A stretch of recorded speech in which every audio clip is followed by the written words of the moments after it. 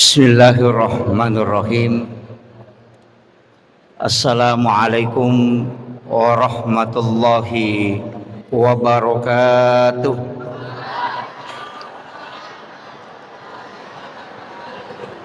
Maulaya salli wa sallim daiman abada ala habibika khairil halqi kullihim. Huwal habibul ladzi turja syafa'atuhu likulli khawlim minal ahwalil muqtahimi. Ya Rabbi bil Mustafa balligh maqasidana waghfir lana ma madha ya wasi'al karami.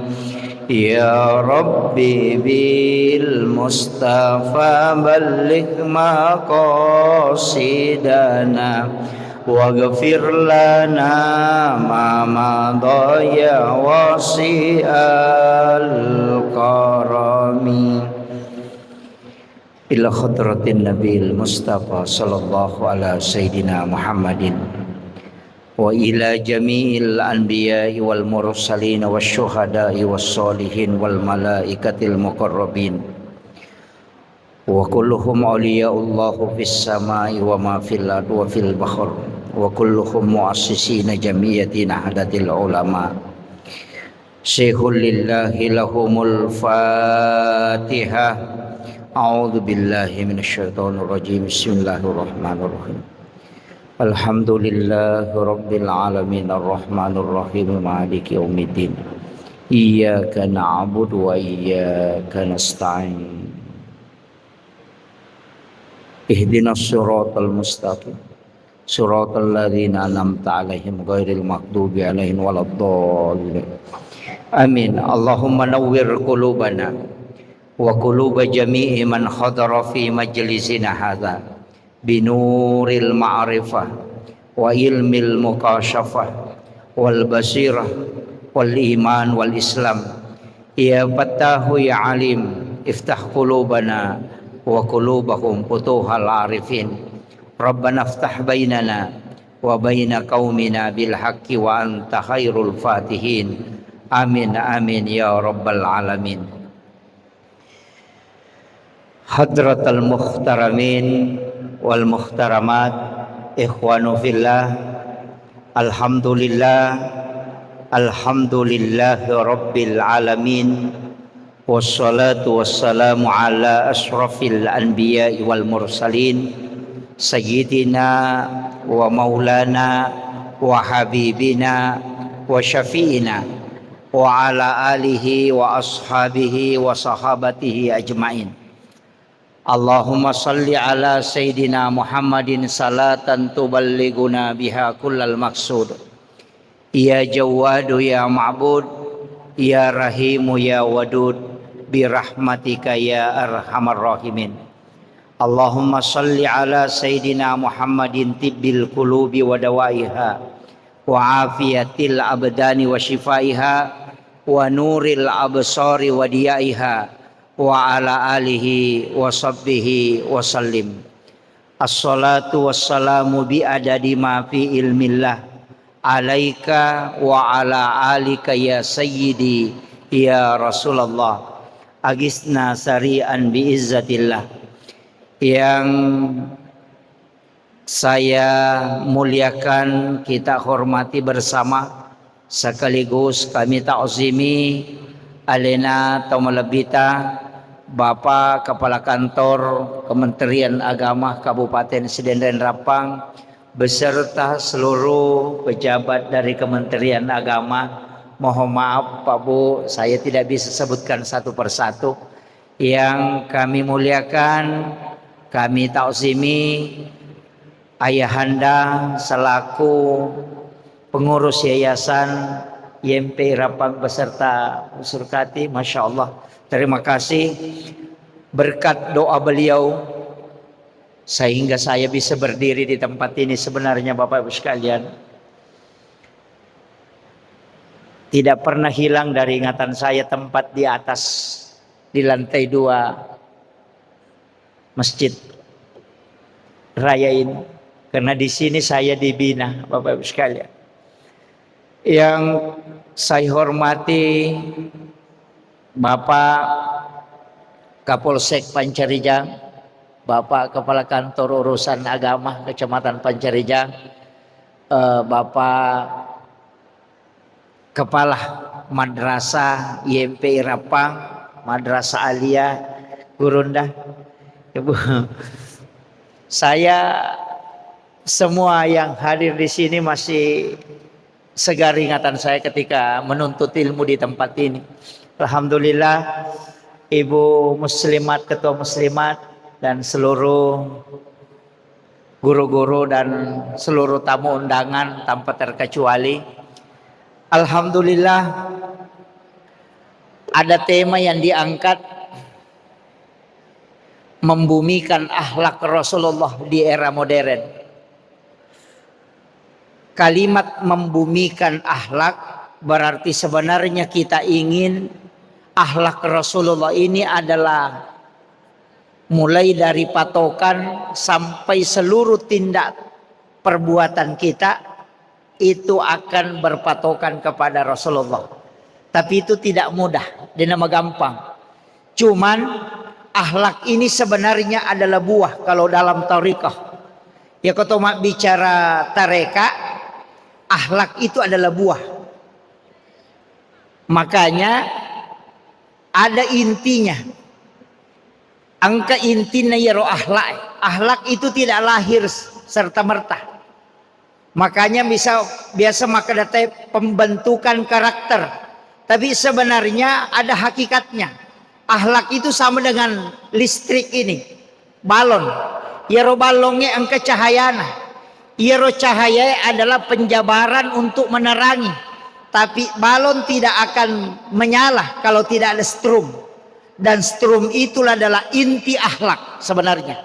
Makanya yang dicari anak-anak kita, ia isapa isitongan nama kokoe, bukan akhlak dulu, tapi apa yang menyebabkan akhlak itu bisa tertanam. Irojolo. Dan ternyata dalam tariqah itu tidak mudah, karena mulai dibentuk dari anak itu sebelum lahir. Makanya makanya nabita adibu auladakum qabla an wiladatikum. Pakiada memang ya anak muriolo temu jajennah. Berarti pendidikan akhlak itu bukan pada langsung orangnya, tania. Jadi sebelumnya angka tu cara mana gurut takali sidendreng almarhum almagafurlah. Maka da indok na nabita makunrai makanjak lakda ampena matan resiri. Ambok na nabita arwane akhlaknya sangat bagus dan menjadi tokoh di masyarakat itu.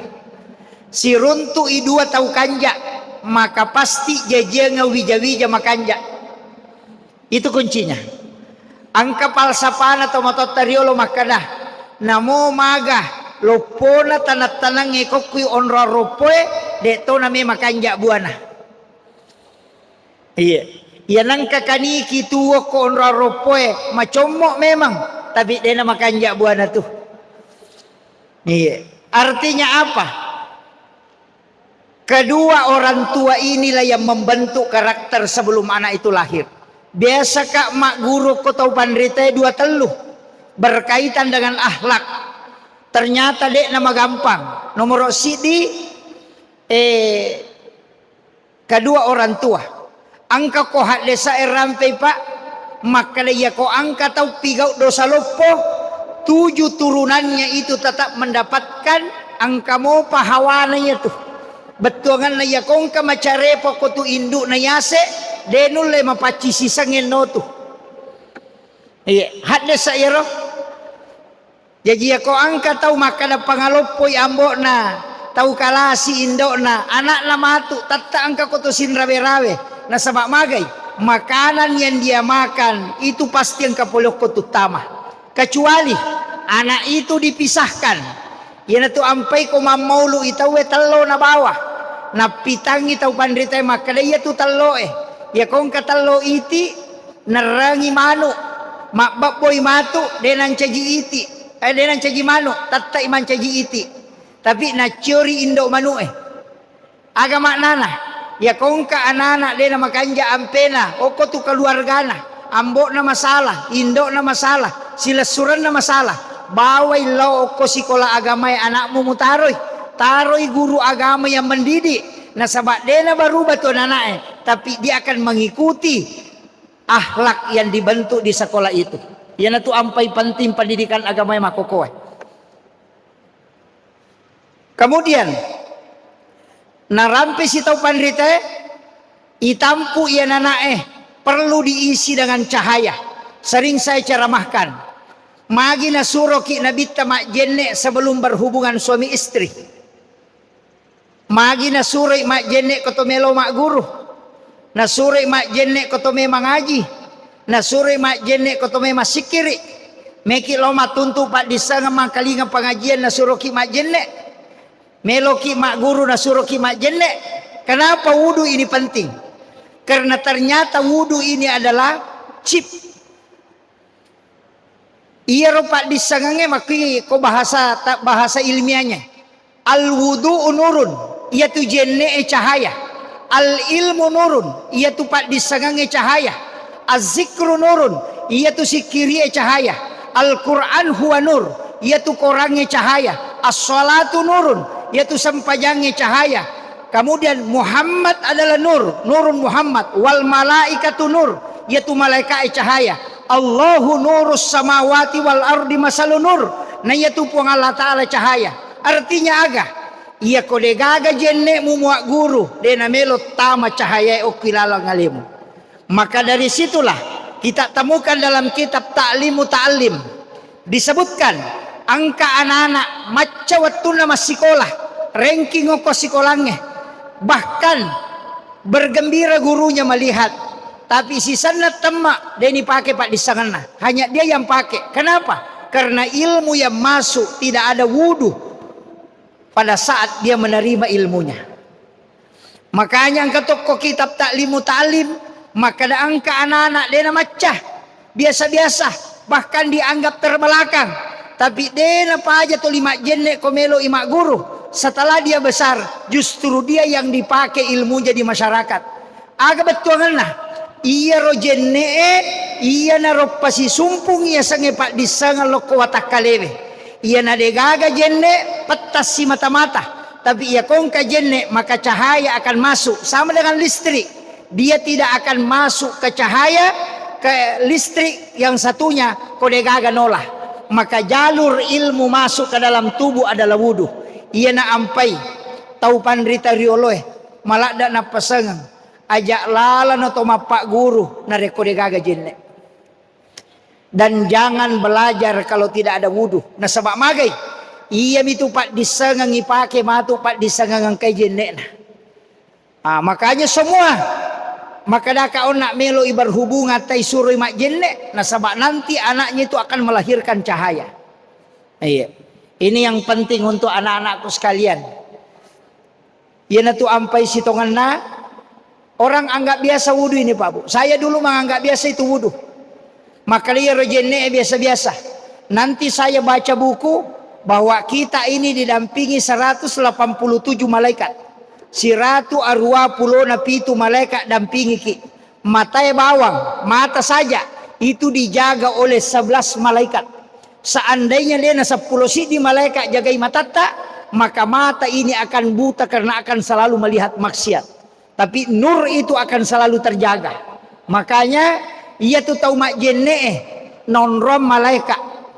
Dari situlah kenapa orang yang berwudu itu selalu diselamatkan. Maka dia Nabi tak siapa yang berwudu kemudian berangkat ke pasar, maka dia tidak akan ditipu. Iya. Pak disangange tameko watakalewe nareko angka jenne pasti mak baraka. Dan itu akan dipakai. Tapi yang ada gaga jenne itu matu. Hanya dirinya yang pakai. Ini penting dulu saya wasiatkan. Ini hal sepele kok yang nggak biasa nih. Maka daki ya rojene kan kegiatan ibadah sehari-hari dia nggak biasa. Bahkan anak-anakku yang hadir di sini, saya ingin kasih tahu satu amalia. Ya, saya sering lakukan. Saya pernah dikasih tahu cari hadisnya belum dapat sampai hari ini. Dia baru runtuh hak di sana. Tapi saya sering lakukan yang disebut dengan barakah wudu. Barakah na jenek. Ia kotomak jenek baca doa sesudah wudu. Kemudian ada air itu yang turun di siku kiri kanan. Dena meta dena. Ada juga di ujung hidung. Itu kadang geli, magelek-gelek. Kadang kita lepas, jangan dibuang. Ambil 3 titik air itu di ujung siku kiri kanan, kemudian ambil di ujung hidung. Kemudian bacakan surah Al-Kautsar dan baca sholawat, kemudian minum. Apapun yang kau hajatkan, insya Allah terkabul. Itu kuncinya. Ya kau nggak tahu nakan penyakit asma, suruh minum itu. Tapi 10 kali kita berwudu, untun narekoirurel runtu akadua akatalu. Kalau 10 kali kita berwudu, kadang 10 kali kita berwudu, untung kalau dapat 1 kali. Tapi akan pernah angkat tuai oko capak na ingat emang gelek-gelek kada mata. Biasa kita kasih begini. Itu jangan dibuang. Ambil air itu, satukan. Kemudian bacakan surah Al-Kautsar, baru baca sholawat, kemudian berdoa. Apa yang kau hajatkan, kemudian minum itu. Orang yang tidak punya keturunan, kata guru kami, itu bisa punya keturunan dengan barakah wudu itu. Iya. Itu sering saya pakai ketika menemukan itu. Tapi tidak selamanya. Makanya anak-anakku kalau berwudu, tarik pakaiannya agak ke atas. Kalau baju lengan pendek begini kan aman. Kalau sudah berwudu, kupuraki majene, angkat tangan berdoa. Ketika air itu turun di ujung hidung tidak mau jatuh, jangan dibuang, ambil itu. Niatkan untuk kecerdasan, itu bisa. Tapi 3, siku, ujung siku dengan ujung hidung. Itu barakah wudu. Itu berkahnya itu saya diberitahu. Saya cari hadisnya tidak temukan. Tapi guru kami berpesan. Ya kumuruntu ya rona ala laluy. Nah, ini makanya saya wasiatkan ke anak-anakku. Sebenarnya yang kita cari itu cuma cahaya. Nah, sebab ya kumakanja di cahaya, insya Allah ilmu itu akan masuk dengan sendirinya. Makanya anak-anak ini penting sholawat, penting baca Quran. Saya dulu ketika kepala madrasah pernah mengikuti pelatihan yang bahwa ada IMENEF ya, dari penelitian IMENEF, membaca Al-Quran 15 menit sebelum belajar itu ternyata membuat anak itu cerdas. Ulama dulu itu tidak usah baca Quran, cukup baca suratul Fatihah ya.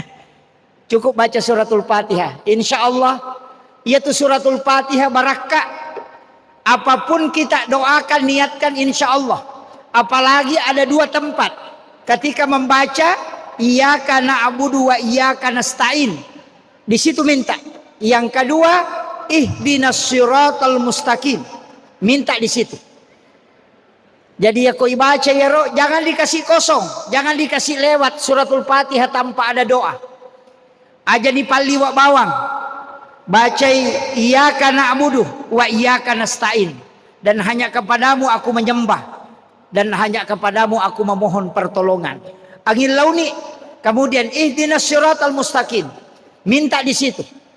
Pura pinapai baca siratal ladzina an'amta mapanasaki lalanna taumualengi papedale. Mana itu? An-nabiyina wal ulama'i wal auliya. Para nabi, para ulama, para wali-wali Allah. Minta itu. Nah sebabnya itu Pak disengengena. Ternyata egal na ilolongang. Tapi yang paling pokok adalah barakah. Demulle lolongan mana Pak disengengena Pak gurunge guru tak, tidak mungkin. Tapi jika ada kau dapatkan satu dan kau dapatkan barakahnya, insya Allah itu menjadi pelita. Iya. Itu jiwa wasiat saya tidak banyak. Iya. Saya termasuk tidak pintar. Terus terang Pak. Diumacah. Kalau lihat rapor dari pesantren itu amburadul. Tapi doanya guru-guru kami doanya orang tua. Makanya kalau mau berhasil, ini anak-anakku, ini tinggal kuncinya. Kalau mau berhasil, walaupun saya belum berhasil. Kalau mau berhasil, pesan guru kami 3. Pertama, takzim kepada gurumu. Siapa yang pernah membuat gurunya menangis karena jengkel dan dia tidak minta maaf, maka pasti sengsara hidupnya ketika dia keluar. Dan saya sudah catat itu, Pak, di pondok pesantren. Saya catat beberapa santri yang pernah melakukan kesalahan dan tidak minta maaf. Catatannya masih ada di rumah. Saya simpan. Itu di buku saya tulis. Ini santri yang catatan itu ada namanya. Dan saya tulis tahun dan tanggalnya. Saya mau tahu apakah penjelasan ulama ini benar. Maka dia kau angkat atau pura patati we matanna gurunna. Karena kemarahan gurunya karena dibuat jengkel. Dan dia tidak sempat minta maaf. Itai pakalinon nama tu nak ko salah seko sekolah. Denu lemite deceng. Dan hari ini saya sudah lihat. Dari 18 santri yang saya tulis namanya, sudah 17 yang terbukti dari nama deceng. Upoda memang terus terang. Masih ada 1 yang saya tunggu. Tapi saya selalu doakan mudah-mudahan terhindar. 18 santri saya membina di pondok itu hampir 10 tahun. Saya catat namanya. Karena itu pesan guru kami. Ya nangka anak-anak sekolah. Pura patati wa matanna gurunna. Nasaba macai gurunna, masesai gurunna nataro. Gurunya meneteskan air mata. Ia tu anak-anak pas sabaranna. Itai dia nule madecengnya. Agi-agi na jama tatai tak salah. Rumah tangganya tidak akan tenang. Kecuali dia akan minta maaf kepada gurunya. Itulah pentingnya sebenarnya perpisahan. Di saat perpisahan ada malam Ramadhan, mestinya anak-anak itu sujud takzim kepada gurunya, meminta maaf atas kesalahannya mulai dari sejak masuk di sekolah itu sampai dia melangkahkan kaki keluar. Yang banyak orang menganggap ini hal biasa, tapi di pondok pesantren itu bagaikan hal yang wajib. Karena kenapa? Nasabak ya kita orangi anak-anak ematu masolangi nareko masuk oleh sekolah ketika dia tidak mengambil takzim ke gurunya. Itu kuncinya, Pak Bu. Dan saya masih punya catatannya itu. Ini penting. Sampaikan ya anak-anakku. Namodemu macah. Kau makan jamui adamu. Makan jamui ahlakmu. Engkau mentakzimi gurumu. Insya Allah. Nalekko barakah pun Allah Ta'ala. Ia Pak disangangnya imon ripi. Nanti akan dimasukkan dengan sendirinya. Dicas dengan sendirinya. Itu penting. Makanya ya tiasangnya barakah nak tanya Pak disangang. Ia kau darajat. Pak disangang. Maka namanya kata milau baraka aga nilau. Milau baraka nomor rosi di memang foto-foto. Tanya baraka ya tuh. Yang kedua kadang mengatakan barakah. Tapi yang dia minta adalah ilmu. Bukan. Iya ko baraka darajat si salah. Iya komeko yakka darajatmu Pak disangang. Makanya yarfa'illahu alladhina amanu minkum walladhina utul ilma darajah. Iya komeko yakka darajatmu Pak disangang. Tapi ya komeko lolonga baraka takzim. Bukan ilmu. Si salah tuh. Makanya orang yang tinggi ilmunya belum tentu itu barakah. Tapi orang yang berkah ilmunya pasti itu diberikan kemudahan dalam hidupnya. Sebab magai barakah mematomi sapa. Ya kau Pak disangang megamo banyak dan bisa masuk dengan sendirinya. Ilmu itu akan ikut. Bahkan saya kasih tahu anak-anakku yang sering bangun tahajud. Ada yang biasa bangun sholat tahajud. Ada? Belum ada. Kalau ada yang biasa bangun tahajud, baca kalau sudah sholat tahajud. Biar 2 rakaat. Baca 2 zikir. Yang pertama, ya mubadi'u ya khaliq 100 kali. Ya. Namun ya tu Pak disanga makali cubuh na sange guruta muruntu manato matu. Kalau baca itu, ya mubadi'u ya khaliq 100 kali di malam hari. Ini untuk penuntut ilmu. Saya pantang untuk meninggalkan zikir itu. Ada saja jalurnya kau akan dapatkan ilmu itu. Iya. Jadi ya mubadi'u ya khaliq. Iya, itu 100. Cukup dibaca aja. Ya mubadi'u ya khaliq, ya mubadi'u ya khaliq 100 kali setiap malam. Kau akan rasakan manfaatnya itu. Iya. Seakan-akan dibimbing itu. Yang kedua, ada juga zikir itu dipasangkan, jangan tinggalkan. Ya Jamilu. Ya Jamilu, ya Jamilu, ya Jamilu, ya Jamilu. Kenapa? Siapa yang mengamalkan Ya Jamilu 100 kali setiap malam, ini pesannya Syekh Abdul Malik Al-Maliki. Agana pesangan nigi-nigi bacai Ya Jamilu 100 kali setiap malam. Bagi orang yang menuntut ilmu, maka Allah akan memberikan ilmu laduni. Ya, ilmu laduni itu adalah ilmu yang langsung dari Allah. Ketika kita menghadapi sesuatu yang susah, itu ada pertolongan langsung bisa turun. Itu ilmu laduni. Makanya ini Ya Jamilu ini membuka pintu-pintu ilmu laduni. Ini anak-anakku supaya kan sekarang berat. Kita tantangan sekarang. Makanya ya mau dua ya. Saya minta jangan ditinggalkan anakku ini. Ya. Ya mubadi'u ya khaliq. Yang kedua Ya Jamilu untuk anak yang menuntut ilmu. 2 zikir ini jangan tinggalkan. Iya kalau dia mau baca kau bangun tengah malam, jangan tengah malam. Baca sesudah sholat isya.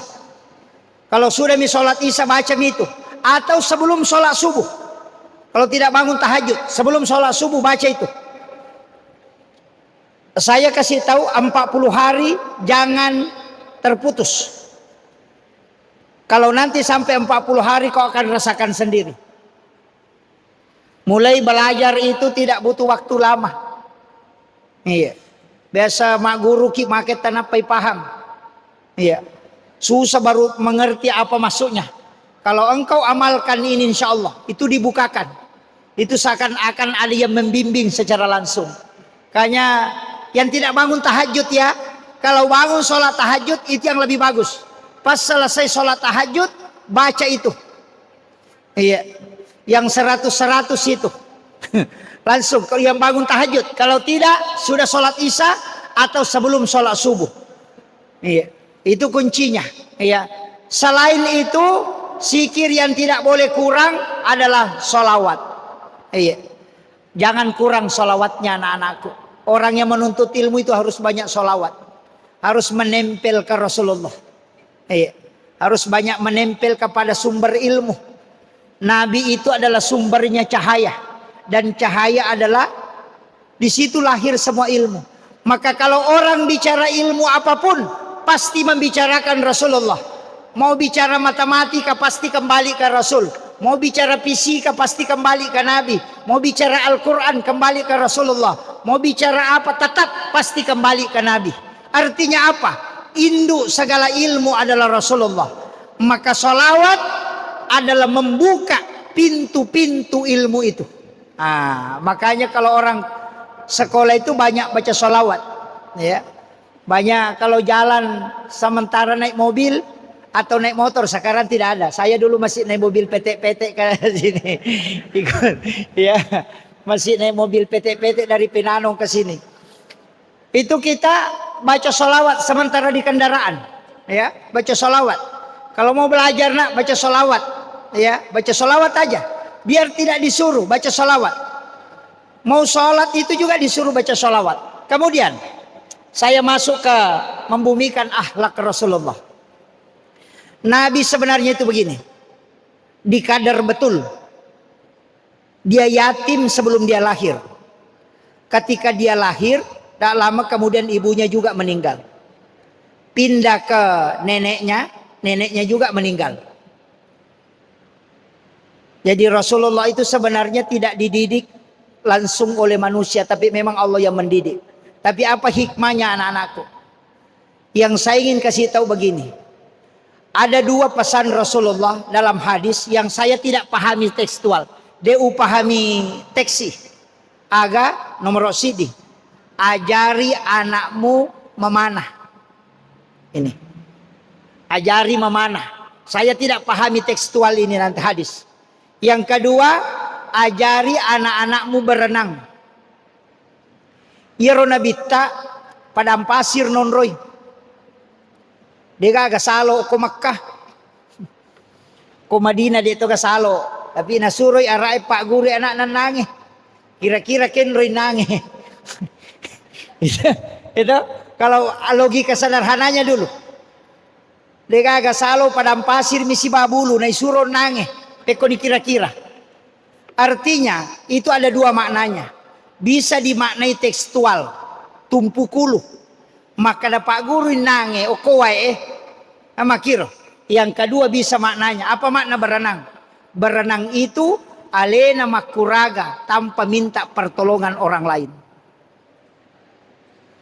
Jadi Pak Guru anakmu berusaha sendiri aja naiko non sandre. Biarkan dia berhasil dengan usahanya sendiri. Biarkan berhasil dengan usahanya sendiri. Pak Mega atau Makokoa Indo nami marah kangi, ambo na marah kangi. Kalau saya jangan. Pesangnya lena maculangnya lena. Tapi tetap dibimbing. Ken rekomelo masikola nak piteni. Aja nedi jalokan kado koko tamai. Biarkan dia berusaha berenang sendiri. Pesangin na alena nange. Aja nedi Pak Guru pesangi. Ya kopurai labu. Tokomotu pemang. Begitu. Itu kuncinya. Saya pahami secara konteks. Yang kedua, Pak Guru anakmu memanah. Ia tu mapanai apa agagai sana. Nomor sidi ditarik. Itu fisik. Berarti latih fisiknya anakmu. Apa dena mungkin anak panai terlontar jauh kalau tidak ditarik. Berarti fisiknya anak jolo ilati. Nanya anak emak kokoi fisiknya mulai lemah. Dena pade di biasa loki galunge loki darah loki mage makokoi. Maka memang sebenarnya sekolah perlu juga menggalakkan olahraga. Tidak bisa kalau tidak. Sebab magai, ia nama lemah fisik palasangnya anak. Ia nama palasangan anak semuanya lemah. Lemah keturunannya kita, lemah. Pokoknya malam manang. Ia nade nama kanja olahraga na tahu. Saya bisa keliling ceramah Pak, tidak ada istirahat. Kadang 21 hari tidak istirahat. Kadang tidur nanti jam 2:30. Bangun lagi ceramah subuh. Siang tidak ada tidur. Kadang pindah pesawat ke pindah pesawat. Seandainya orang tua tidak mendidik dengan fisik, laba nak. Ya biasa ya masih sekolah deh paulo sekolahnya na jaji jama-jamaku. Lisari weda ronge matu, ane matu. Dia petola sekolahnya. Dia pun anak emak koko dia gagah. Dan itulah yang melatih fisik. Iya. Di pesantren fisik lagi terlatih. Jalan kaki bolak-balik. Ketika pulang tidak naik kendaraan. Jadi itu fisik perlu. Maka anak-anak sebenarnya ini. Kenapa orang Jepang tidak boleh anak sekolah naik mobil? Harus naik sepeda. Itu karena melatih fisik. Yang kedua di Jepang tidak boleh tasnya dibawakan oleh orang tua. Anak TK. Ya anak TK dia nawat di tomaton wicangan kita sakna anak-anak. Kapan orang tua didapati membawakan tasnya anaknya, maka orang tua itu akan didenda. Iya. Itu nanae talima tasana, onro bepana, onro bona. Sekaligus itu untuk pelindung ketika gempa bumi. Makanya tasnya Jepang itu pelindung kepalanya. Jadi ya kok gempa tak pernah tongko kang ulu. Makanya mahal. Harganya itu 4 juta tasnya itu satu. Saya ketika ke Jepang ceramah, saya mau beli satu itu. Maka Kak Meka melici di tasaknya ya tas anak SD. Ternyata itu harganya 4 juta padahal itu tas bekas. Bekas dijual di Cakar itu harganya 4 juta. Pencaji dia beli 4.000 yen. Bayangkan 4.000 yen itu 4 juta. Magai ternyata itu pelindung. Jadi dia kena tepai batu dia nama rigaga. Itu saking kuatnya itu. Tapi itu tidak boleh dan itu berat, hampir 5 kilo. Jadi dia nawak dingin bawang. Itu melatih fisik. Nana emak koko alega, anak TK Indo na bicangi tasana, itat dungi. Lai pendre oto mangase. Onroto na de panabosi na bolokang, napai malu bolokan nih. Ini penting. Fisik ini anak-anak olahraga harus kuat. Anak-anakku olahraga yang paling utama sebenarnya pada usia-usia begini. Makanya Jepang itu naik sepeda. Dia migage dia kok kampot peraturannya rumah kana mas sepeda. Maprotes mana kok makanya mas sepeda lah sekolah. Padahal memang fisiknya harus dibentuk. Apalagi kalau anak pesantren, kebanyakan duduk belajar. Iya anak make pak selesai sekolah rewak mau pak. Iya anak pesantren kebanyakan duduk. Makanya memang harus visi ini harus dilatih betul. Kemudian agak nasurangan nabita, mega toto dia napigau iya. Sesekali berjalan kaki, jangan menggunakan alas kaki. Iya. Jadi aku ya tuh dari malala, dari dewa wasanala. Karena itu adalah terapi kesehatan. Nah sebabnya tuh kepala kaji, komanang itu sebenarnya monro pusat saraf kita. Nah ini penting. Kemudian yang kedua nak, tadi saya mengatakan taksim kepada gurumu. Yang kedua, taksim kepada orang tuamu. Ajak lalu mu beli tomo-tomo ko masikola ko. Dia mulai madicing. Jangan bohongi orang tua. Pantang membohongi orang tua kalau sekolah. Iya. Saya itu terus terang Pak Bu. Saya sekolah di Makassar, kuliah di Makassar. Itu pun karena berkat guru tak Kiai Haji Fathudin Sukara. Beliau yang bayarkan kuliah saya. Rumahnya juga aku tempati. Jalan kaki ke kampus itu dari Andi Tonrok ke Alauddin. Tapi alhamdulillah berkat doanya saya bisa begini Pak Bu. Tapi saya ingin kasih tahu bahwa ia komeko lolonga baraka samana tak buka manang masalah itu. Minta doa orang tuamu, utamanya ibu. Ia metoko indo emilau doa ngangi insyaallah.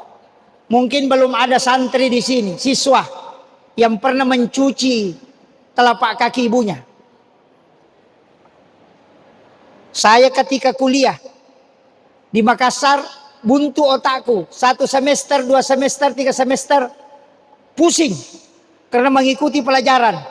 Saya pulang naik mobil terek di Pak Baeng-Baeng, ambil mobil terek, lewat ke sini ke Enrekang, Pak bawa kauluh. Saya tinggal di atas kalasari mobil itu, tidak bayar. Jadi subuh-subuh saya ke Pak Baeng-Baeng. Apa yang terjadi Bapak sekalian? Saya naik mobil itu, tiba pagi di sini, di sadene jambatannya, tagatungnya. Saya jalan kaki itu ke Penanong. Jalan kaki itu ke Penanong lebih 10 kilo. Saya tiba itu sekitar jam 9 pagi. Hanya pergi mencuci telapak kaki ibu, baru saya ambil airnya, kemudian saya jalan kaki lagi pulang ke sini. Tunggu mobil dari Enrekang itu malam, baru saya ikut lagi ke Makassar, bongkar kaulu di Pak Baeng-Baeng. Itu hanya mengambil air telapak kaki ibu. Kemudian saya minta doanya, saya tidak minta uang, hanya minta doanya untuk ikut ujian semester pada waktu itu. Apa yang terjadi? Itu seakan-akan semua dibukakan. Saya ketika buka buku, itu seakan ada yang membisik, ini besok yang masuk di ujian, ini nanti yang masuk di ujian. Sehingga saya bisa meraih predikat summa cum laude itu di UIN. Mengalahkan lebih dari hampir 2000 mahasiswa. Tapi tidak pintar, cuma berkah doa. Ya alhamdulillah. Makanya saya nilai saya itu di kampus itu 4,0 sampai selesai. Itu bisa itu karena saya mengatakan saya tidak pintar, tapi barakahnya ibu. Saya mengatakan ini karena mencuci air telapak kaki ibu. Saya katakan jarang orang bisa melakukan itu, tapi kalau mampu melakukan kau akan lihat. Tapi dengan betul-betul minta ridhonya. Iya. Di sini anak-anakku mungkin berat, tapi saya tidak usah mengatakan kalau tidak mampu, tidak usah mencuci telapak kaki ibumu. Cukup mengambil tangannya, cium, kemudian minta dia mendoakan kamu. Insya Allah semua kesusahan akan diangkat. Kenapa? Mengalahkan doanya wali. Ya kau wali milau doang, angkamu apa biasa halangi.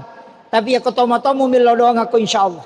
Makanya kalau mau ikut ujian nak, yang paling pertama yang kau harus minta doanya adalah ibumu. Insya Allah, barakat tuh. Itu yang betul-betul ikhlas. Itu aja. Ya kau makanja ni ahlak mulok ko guru-guru muna. Makanja to ni ahlak mulok ko tomo-tomo. Insya Allah. Dena taro mariawa ko pong Allah Ta'ala. Kau tidak akan dihinakan. Pasti kau akan diangkat derajatmu. Itu aja. Ingat pesan saya. Kalau kau lakukan itu, tambah 1 amalan. Tambah 1. Surah Al-Insyirah. Alam Nasrah. Jangan kurang 11 kali kau baca setiap selesai sholat fardu. Jangan kurang 11. minimal 11 surah Al-Insyirah. Iya ko ya talue mamalkange. Pertama, taksim ke guru. Yang kedua, taksim ke orang tua, utamanya ibu. Yang ketiga, jangan pernah tinggalkan surah Al-Insyirah minimal 11 kali setiap selesai sholat fardu. Kalau tidak bisa, baca sisanya kasih ratu dalam satu hari. 100 dalam satu hari. Kalau kau amalkan itu insya Allah 10 tahun ke depan, kalau saya panjang umur dan kau panjang umur, kalau kita ketemu dan tempatmu tidak bagus, kasih tahu saya pembohong. Tandai muka saya nakku. 10 tahun ke depan, ya kodena makanja kehidupanmu. 10 tahun ke depan, kali kau istiqamah amalkan ini, maka sampaikan kepada saya bahwa saya pembohong. Ya lalu guruku nak, saya dikasih tahu guru kami, apa yang dia bilang? Potong tanganku nak, kalau kau lakukan ini nak, tidak kau diangkat derajatmu. Potong tanganku. Kalau saya meninggal, siram kuburanku dengan air panas. Kalau kau amalkan yang itu, kemudian kau tidak diangkat derajatmu. Itu aja kuncinya. Makanya 3, taksim kepada gurumu, siapapun. Yang penting guru, taksim. Jangan katakan guruku dulu, tidak boleh. Guru TK saya masih hidup. Itu ada di Bulo, Bu. Namanya Ibu Selo. Itu masih hidup. Itu guru TK saya. Bayangkan guru TK saya Pak karena masih hidup. Saya biasa singgah. Kalau kebetulan lewat dia ada, saya akan singgah. Dan setiap di dalam doa, saya selalu ikutkan itu guru-guru. Mulai dari guru TK, guru mengaji. Saya selalu ikutkan doa. Saya doakan. Makanya itu penting anakku. Takzim. Akhlakmu kepada gurumu. Kalau ketemu di jalan, mesti kau takzim kepada dia. Jangan di sekolah saja. Ketemu di pasar, takzim kepada gurumu. Dimanapun kau harus takzim kepada guru. Akhlakmu kepada gurumu. Makanya di pesantren saya Pak, yang paling pertama saya tekankan untuk pembina, didik anak-anak di sini dengan akhlak kepada guru. Itu aja. Saya salut dengan orang Madura Pak. Saya biasa ke Madura ceramah. Saya itu kadang ketawa tapi merasa senang. Biar main bola, namo mak golo anak-anak kong kay guru na lalo, pajamana mak golo. Mama kemana mak lewat gurunya, nanti lewat gurunya itu baru main bola lagi. Biar mobil gurunya lewat, diam betul itu. Itu takzimnya anak-anak kepada gurunya. Ketemu di pasar, namo mat tengah motor. Kemarin Jamiatul Qura wal Hupas ketika mengadakan musabaqah di pertemuan di Tebu Ireng, itu kita lihat ada anak-anak, kita sudah mengatakan wah pasti Paremangi, ada tatonya gondrong. Tapi setelah mendekati pondok, kita berdiri di situ, dia langsung matikan motornya, motor RS King. Dia matikan, baru dia dorong. Ada sekitar 100 meter dia dorong demi takzimnya kepada orang yang ada berdiri di depan pintu itu.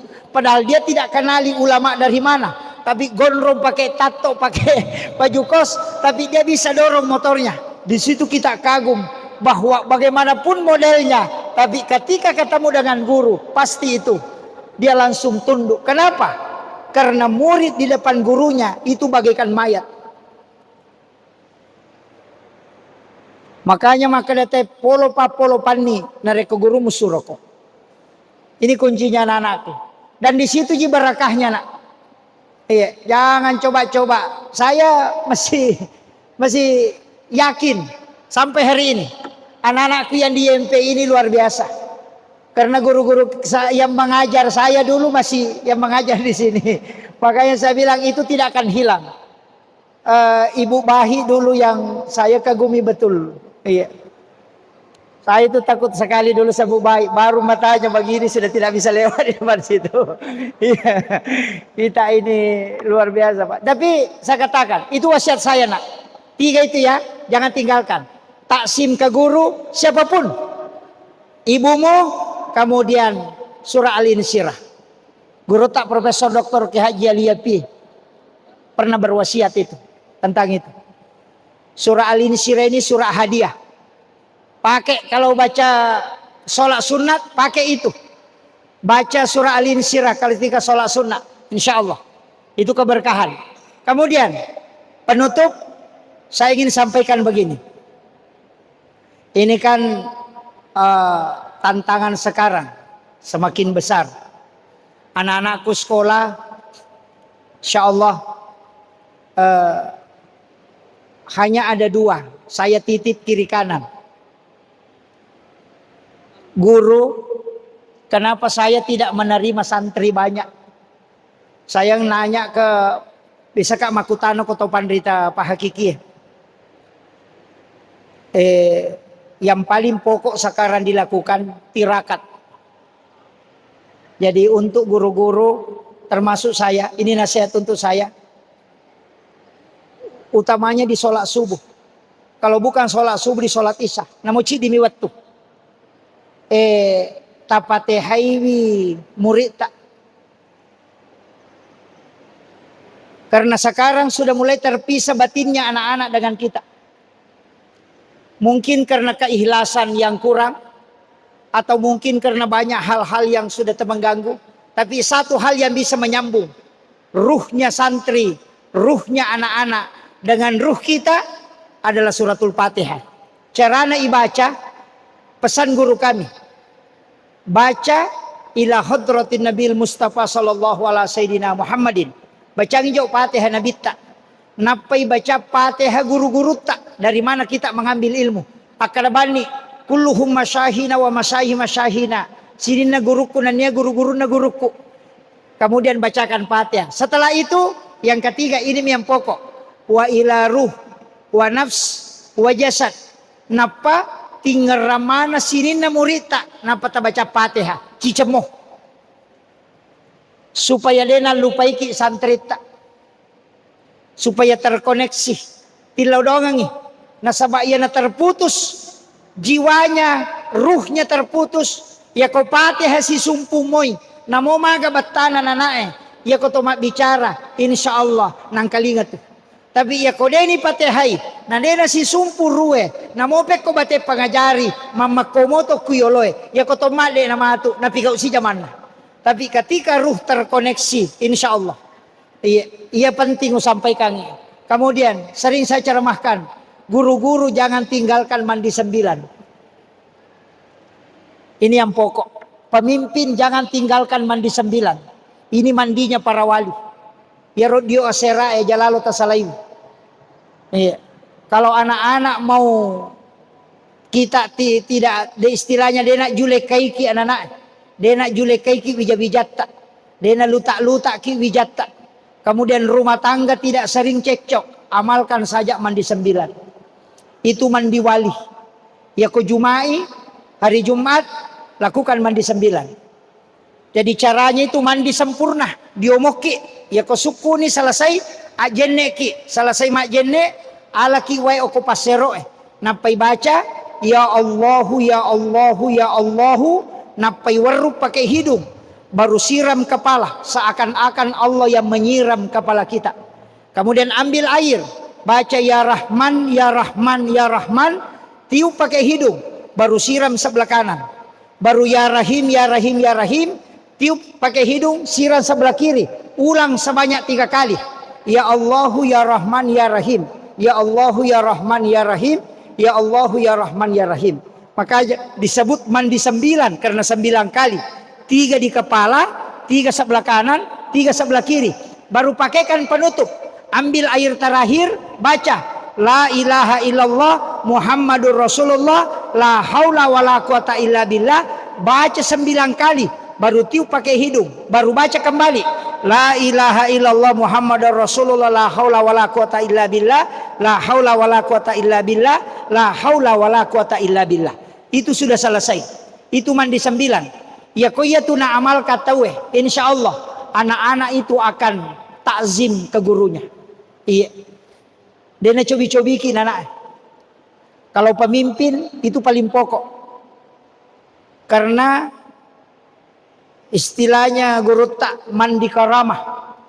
Yang kedua tidak akan kena santet. Kalau orang amalkan itu dia akan santet. Yang kedua jin tidak akan masuk ke dalam tubuh orang yang mandi 9. Itu barakah. Makanya saya sampaikan ini bukan untuk anak-anak, tapi untuk guru-guru.